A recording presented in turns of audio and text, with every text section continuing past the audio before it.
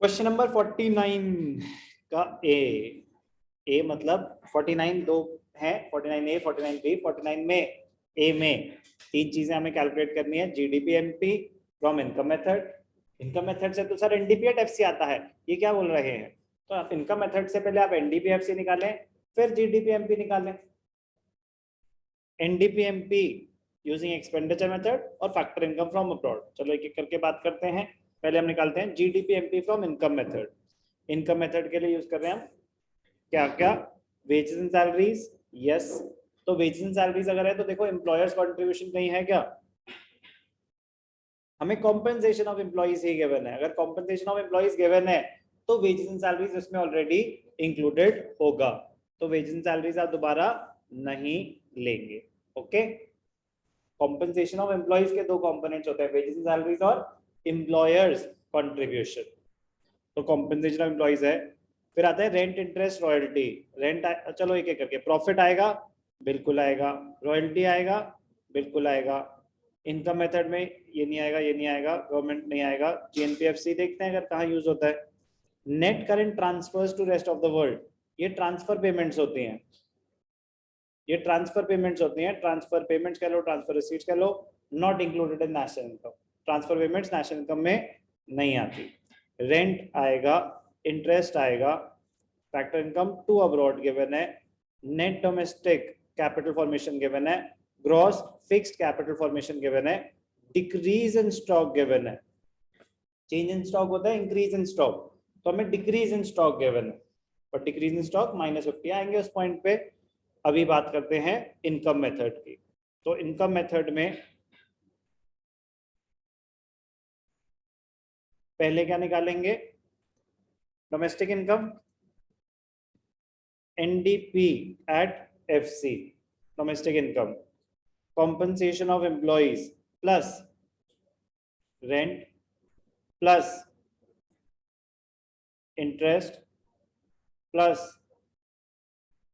Rent interest royalty भी है इस क्वेश्चन में, ठीक है ना? ये सब इनकम फ्रॉम प्रॉपर्टी में आता है, plus profits plus mixed income of self employed. Compensation of employees given है 1500, रेंट इंटरेस्ट रॉयल्टी, ये सब क्या होता है? Income from property. Royalty 100, rent 300, तो रेंट इंटरेस्ट, रेंट कितना है? 300, इंटरेस्ट कितना है? 400, 400, रॉयल्टी कितनी है? 100। यस और no? Rent, interest, royalty. Profit कितने हैं? 400, मिक्स इनकम कुछ है? 0। तो 15 7 8 15 8 23 2700 क्या निकला? करोड़ है।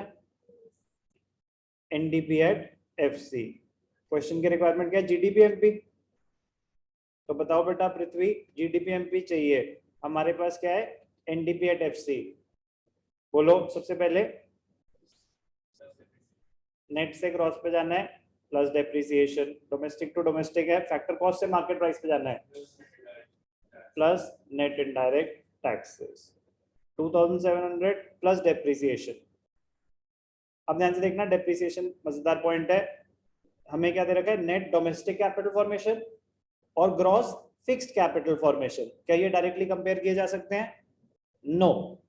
नेट डोमेस्टिक को ग्रॉस डोमेस्टिक कैपिटल फॉर्मेशन से कंपेयर कर सकते हैं, या ग्रॉस फिक्स्ड कैपिटल फॉर्मेशन को नेट फिक्स्ड कैपिटल फॉर्मेशन से। तो हम क्या निकालेंगे? डेप्रिसिएशन।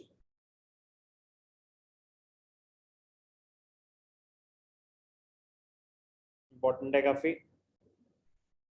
वर्क नोट में क्या निकलेगा? डेप्रिसिएशन।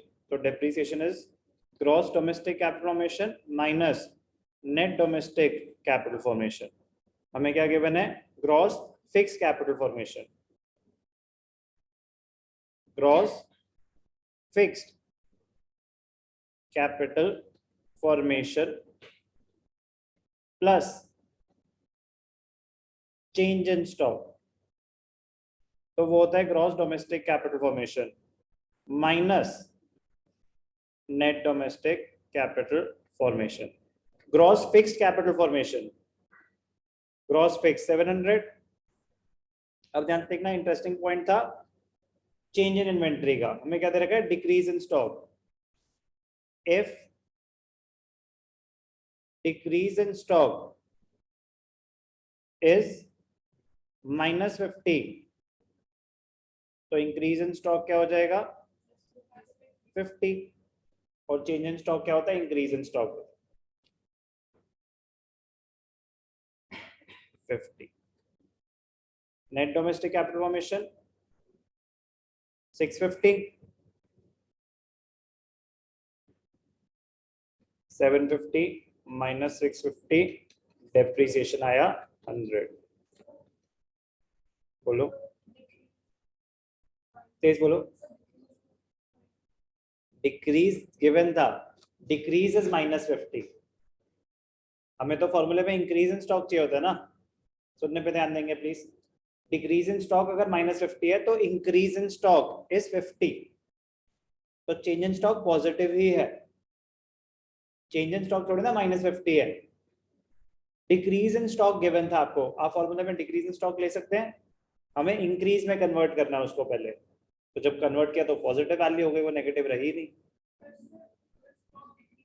स्टॉक डिक्रीज कहाँ हो रहा है, decrease in stock is -50, decrease in stock 50 थोड़ी ना है, डिक्रीज इन स्टॉक अगर 50 करोड़ होता तो इसका मतलब होता है कि स्टॉक डिक्रीज हो रहा है, decrease in stock is -50, confuse करने के लिए आपको उल्टी बात दे रखी है। डिक्रीज इन स्टॉक अगर 50 लिखा होता ना, decrease in stock is 50 crore, इसका मतलब स्टॉक 50 करोड़ से गिरा, इसका मतलब closing stock was less than the opening stock by 50 crore. वो बोल रहा है डिक्रीज इन स्टॉक इज -50, तो इंक्रीज इन स्टॉक हुआ है, नेगेटिव वैल्यू है डिक्रीज इन स्टॉक की, तो इंक्रीज इन स्टॉक +50 है। तो ये इंटरेस्टिंग पॉइंट था इस क्वेश्चन का। आगे चलेंगे, क्या निकाल दिया हमने, डेप्रिसिएशन, डेप्रिसिएशन कितना आया 100, तो 2000 100 ही आया ना। अच्छा, अभी डेप्रिसिएशन दिया है मैंने, ठीक है, अभी चल रहा था क्वेश्चन, डेप्रिसिएशन आ गया plus net indirect taxes, net indirect taxes given है डायरेक्टली 250,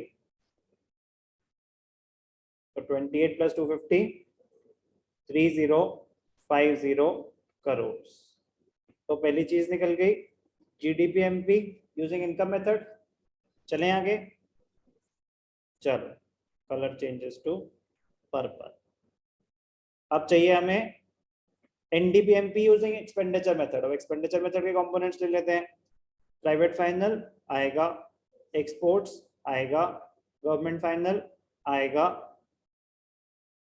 नेट इनडायरेक्ट टैक्सेस देखते हैं, एक्सपोर्ट्स दे रखे हैं तो इंपोर्ट्स कहाँ है, नहीं है तो इंपोर्ट 0,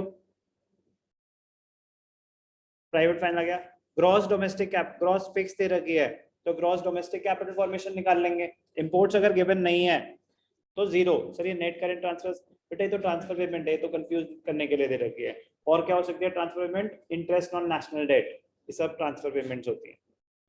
चलो रिक्वायरमेंट क्या है, एनडीपीएमपी, पहले निकलेगा जीडीपी एमपी। अब क्या यूज कर रहे हैं, एक्सपेंडिचर मेथड, साइलेंट करो यार इसका, GDP MP, private final consumption expenditure plus government final consumption expenditure plus gross domestic capital formation plus net exports. आप ये क्वेश्चंस कर चुके हो Anant, net exports, private final consumption expenditure कितना है 1200, गवर्नमेंट कितना है 1060, प्राइवेट कितना है 1200, गवर्नमेंट कितना है, gross domestic capital formation, gross fix capital formation given थी, ये सब हम कर चुके हैं, 700 + 50, ठीक है ना। Net exports, exports minus imports, imports given नहीं है तो 0 है, नहीं निकल सकते, तो 40 है एक्सपोर्ट्स, 12 2260 प्लस 750 40 790 क्या आया 3050। तो चलो यहाँ तक तो सही है। क्यों? क्योंकि जीडीपीएमपी हमने इनकम मेथड से भी निकाला था, वो यूज नहीं कर सकते थे आप, ठीक है ना, क्योंकि उन्होंने स्पेसिफाई करा था कैलकुलेट एनडीपीएमपी यूजिंग एक्सपेंडिचर मेथड। तो आप ज्यादा स्मार्ट नहीं बन सकते कि जीडीपीएमपी तो आ चुका है, ग्रॉस से नेट पे जाना है, माइनस कर देते हैं डेप्रिसिएशन, मार्क्स नहीं मिलते। क्योंकि अगर सिर्फ लिखा होता कैलकुलेट एनडीपीएमपी तो बिल्कुल कर सकते हो, लेकिन क्वेश्चन में स्पेसिफिकली मेंशन था यूजिंग एक्सपेंडिचर मेथड, इसीलिए आराम आराम से पूरा फॉर्मूला अप्लाई करके करना पड़ा। तो एनडीपी चाहिए, एनडीपीएमपी क्या होगा, जीडीपीएमपी gross minus depreciation 3050 minus depreciation, depreciation कितनी है निकाल चुके हम 2950 करोड़। एनडीपीएमपी कोई डाउट? एनडीपीएमपी लास्ट स्टेप क्या निकालना है, फैक्टर इनकम फ्रॉम अब्रॉड। चलो फैक्टर इनकम फ्रॉम अब्रॉड तो हमें दे रखा है जीएनपीएफसी, क्योंकि नेशनल वाला कोई चाहिए ना, कुछ भी ले लो आप, जीडीपीएमपी ले लो, कुछ भी जीडीपीएमपी ले लेते हैं, कहीं तो कोई कंपैरिजन चाहिए ना डोमेस्टिक और नेशनल वाला। अब हमें क्या चाहिए, फैक्टर इनकम फ्रॉम अब्रॉड, ये चाहिए factor income to abroad, factor income from abroad. तो कुछ भी स्टार्टिंग पॉइंट ले लो, बस डोमेस्टिक और नेशनल की वेरिएशन होनी चाहिए उनमें, बाकी सब कुछ सेम हो या ना हो फर्क नहीं पड़ता।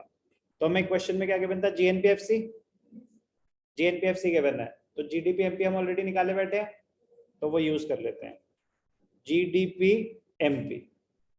तो ग्रॉस ग्रॉस तो ठीक है, डोमेस्टिक से नेशनल पे जाना है, प्लस एनएफआईए, मार्केट प्राइस से फैक्टर कॉस्ट पे जाना है, माइनस एनआईटी। जीडीपीएमपी कितना निकला था 3050, एनएफआई अभी निकाल लेंगे, नेट इनडायरेक्ट टैक्सेस 250 और जीएनपीएफसी कितना है 3500,